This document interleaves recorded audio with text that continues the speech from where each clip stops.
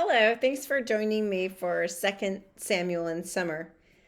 Today is Monday, the 21st of June, and this is the 21st chapter of the book of Second Samuel.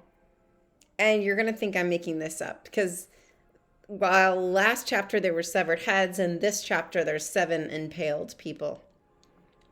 So there's a famine and God is being sought again by David. Like all of a sudden, David is talking to God again. It's happened in a while. He used to consult God with everything. Now he's gone back to consulting God. What do I do? What do I do? And God says to him, this is blood.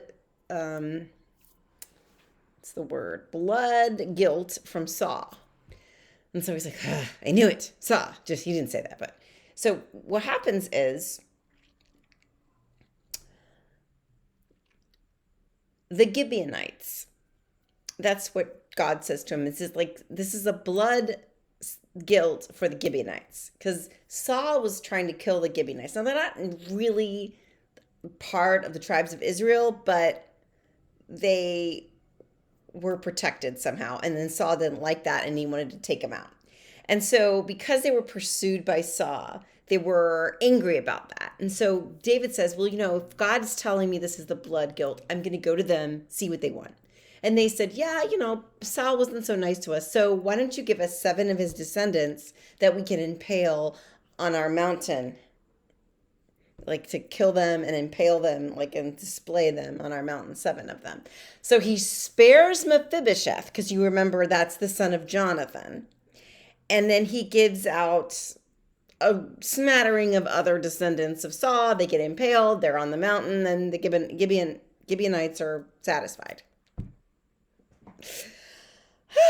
But the concubine, who is the mother of some of these of Saul's descendants, goes out and she puts sackcloth and spread it on a rock for herself at the beginning of the harvest, because they did this the first day of harvest, and she prevents the birds from picking at the bodies and everything. And so what David has to do is he has to go and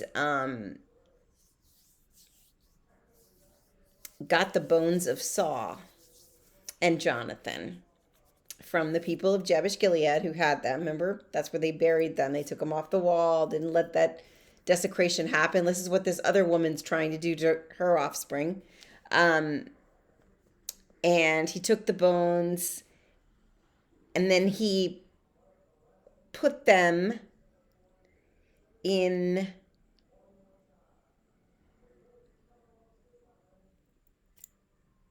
the land of Benjamin in Zelah in a tomb of his father Kish. So that was, I guess he was doing like a justice to Saul, I think, by taking the bones from Jabesh Gilead and returning them to his father Kish. But and then the Gibeonites are agreeing everybody's okay and everything is fine. So maybe this Rizpah, this is the concubine who's the mother of some of these people that are impaled up on this mountain, is trying to keep the birds away and very upset about this. So David's like, okay, listen, I'm going to really take care of Saul and Jonathan's remains and put them in with his father Kish, and then everything will be okay. And everything was okay. So that's the end of that story. Then there's another section of the chapter which talks about how they go back to war with the Philistines. And so they're back to war with the Philistines, and apparently there's some gene running through the Philistines that makes everybody giants. And there's another Goliath, but he's from Gad. And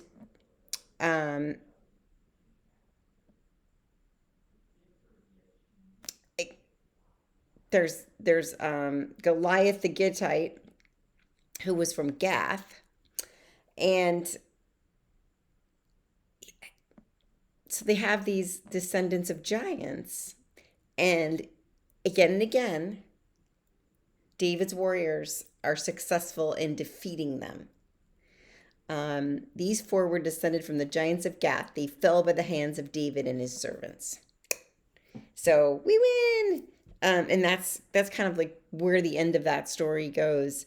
But again, David tries to go out against the Philistines again, in battle, and his men hold him back and say, you can't come out here. You cannot go out with us in battle any longer, so that you do not quench the lamp of Israel. So if our king is killed, we will be without a king, and that's not a good thing. So David, you stay home and do what you need to do. And you remember the first time they made him stay home, he had Bathsheba there. So let's see what kind of trouble he gets into in the next 2 chapters before the book ends.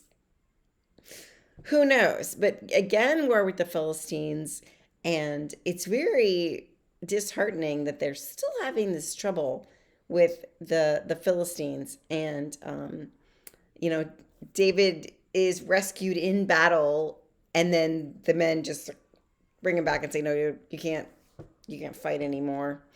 And I don't know, these giants that they have that the Philistines have, it's weird. It's kind of strange. And however, David's men were not overcome by them. They beat them up. They killed them. And there was some impaling in this chapter too. So I'm hoping that we get to some nicer things before it's too late.